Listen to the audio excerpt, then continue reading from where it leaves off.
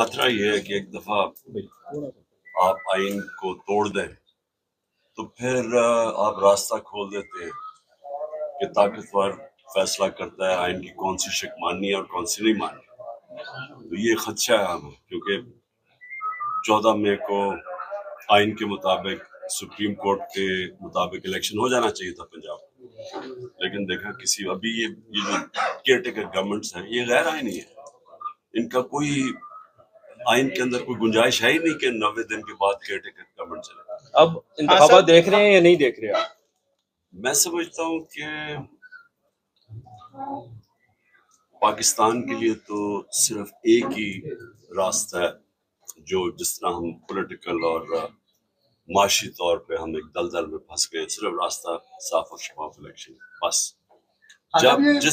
جو اس سے ہٹے گا وہ ملک کے لیے مزید اور مشکلات پیدا کر